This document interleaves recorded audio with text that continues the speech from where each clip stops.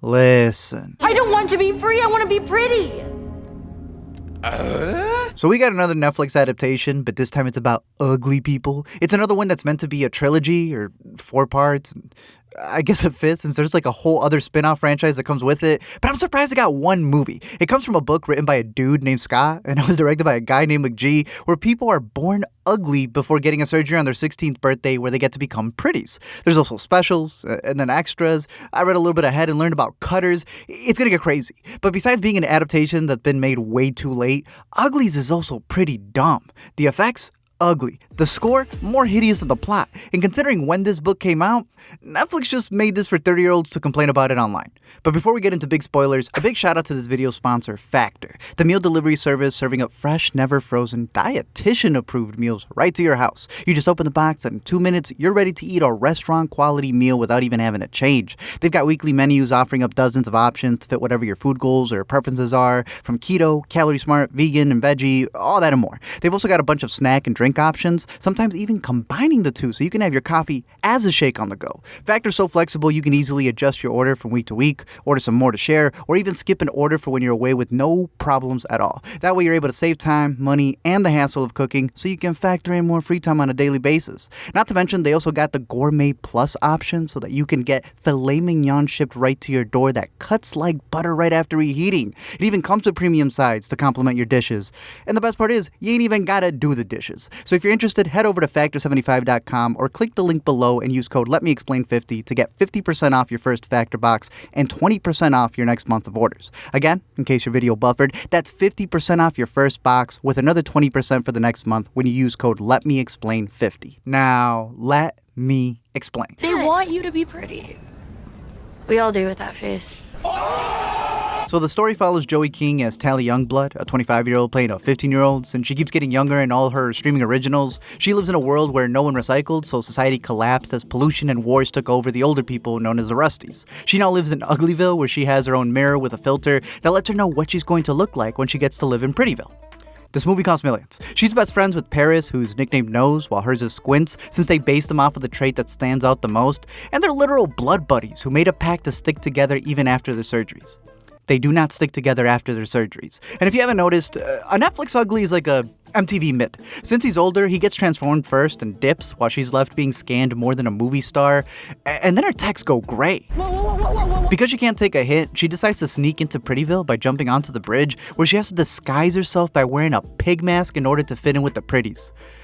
She's not that ugly. What's funny is that it gives her a complete makeover, dress and all, yet when she finds Paris, she's surprised to get friend-zoned. Things are just different here. I mean, you'll get it when you're pretty. She's so ugly that they sound the alarms, so she has to grab one of those handy-dandy bungee vests that they, of course, have laying around, and Tom cruises her way out of there as she bumps into a girl named Skinny on a hoverboard. How are we not already friends? Whit ends up becoming a nickname since making them factions were definitely on Netflix canceled, and so Squint and Skinny start to bond. It turns out that they have the same birthday, they go to hoverboard school together, and practically become a couple until Tally learns that Shay doesn't want to become a pretty. I think age lines are kind of cool. No, you don't. Shay's plan is to run away and join the Smoke, which is a secret group run by this dude named David, who also doesn't want to have surgery. Shay also doesn't have social media. She tries to radicalize Tally since she's already glitching the system, but then Tally gets enlightened when she hits the biggest drug of them all. Is that a book? One day, however, Shay dips, leaving Tally with a code as she gets called up to headquarters, where she gets to meet the big baddie Dr. Cable, the one transitioning kids. Netflix, what you doing? Cable tells Tally that she's going to delay her surgery unless she can lead them to wherever Shay went, since Cable sees the Smoke as the enemies who are building a weapon in order to take over her, and that Shay's also been brainwashed because of it. I need you to find the Smoke. So after 5 minutes and a visit from her best friend for now, she agrees. I'm glad you decided to help us, Tally. The plan is to have Tally infiltrate the Smoke by following the code that Shay gave her and mapping them out, and then tracking her with the necklace that they give her. But it ends up sending her on a Super Mario mission. No one's ever made it alone. You don't find that suspicious? Of course it is. But if she did do it alone, we need her. How have they survived? Tally gets rescued by David, who then becomes the next love interest, and she gets taken to his group where she reunites with Shay, who she straight up lies to about the necklace, and then has her vouch on her behalf. Why would they believe me? People believe what they want to believe. Use that to your advantage. Convenient. So now she's living with them like an avatar, learning the ways of the smoke, dancing, laughing, training, doing an episode of Hot Ones. Sorry.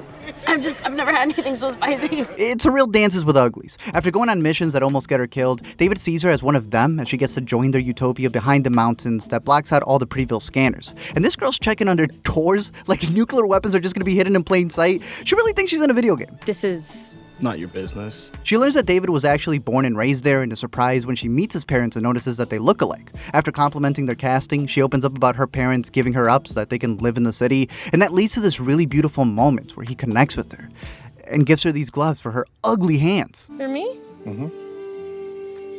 Thank you. That said, the group doesn't really trust her, including Shay, who's tallied up how many times she can't make up her mind, and after more and more team members keep getting tracked and attacked, it causes David to give her an ultimatum. Some say that you radicalize people. All social change is seen as radical at first. By this point, she's learned about the white flowers that they've planted, which are actually hurting the planet since it sucks out all of the nutrients, and that forces people to not live out in the wasteland, but to have to head into the city so that Cable can govern over them. That's why these kids are out there with flame-throwing helicopters, since they want to end the apocalypse now. David's parents also give her the LME on what's really happening with the surgeries and how they erase who you are. This girl didn't even realize people were going missing because they were dying, but that's because the surgery doesn't just change how they look, but how they see. Turns out it controls the entire way they think by altering their minds. The lesions were not a side effect of the surgery, they were the purpose. That's why David's parents left and have been fighting the good fight against Cable's company and are hoping to cut the cord and find a cure, but it's been an upstream battle. That's what causes Tally to burn her necklace and finally reveal to David who she really is.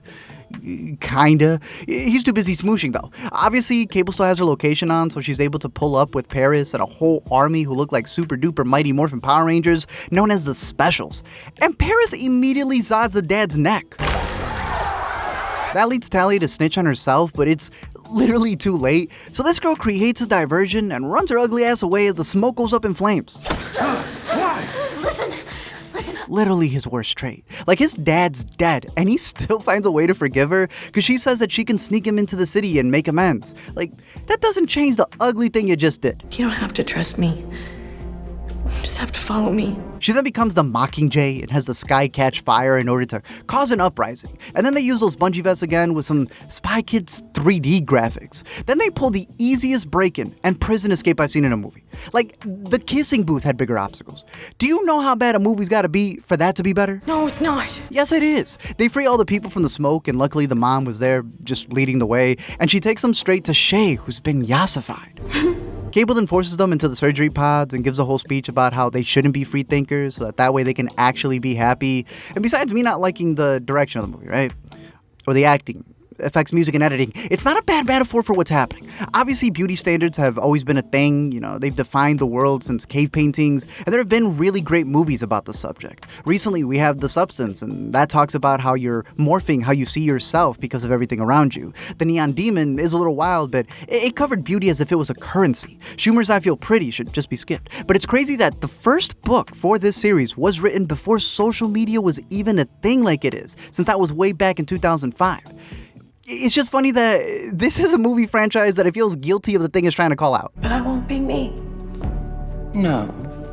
But you sure will be pretty. Their transformations then get stopped by the fire helicopter that comes in to rescue them, by almost turning them into toast. But that leads to another escape where they run into Paris on the rooftop, who starts to squint and remember their history when he gets another scar on his hand that reminds him of the bond that they made. But that said, David also gets a flashback and he beats him over the edge. Look, I'm sure he'll come back. They'll keep him on the Outer Banks. David's mom then reveals that she snatched what she needed in order to make the cure and put it in David's OtterBox fanny pack, since that vial survived even with all the tussling. Problem is that they need a consenting test subject, which means that Tally gets to make the noble sacrifice of doing the thing she wanted to do at the beginning of the movie. I'm gonna make this right. In the end, she volunteers as tribute as the movie cuts to black, and we see Tally ask the mirror on the wall, who's the prettiest of them all?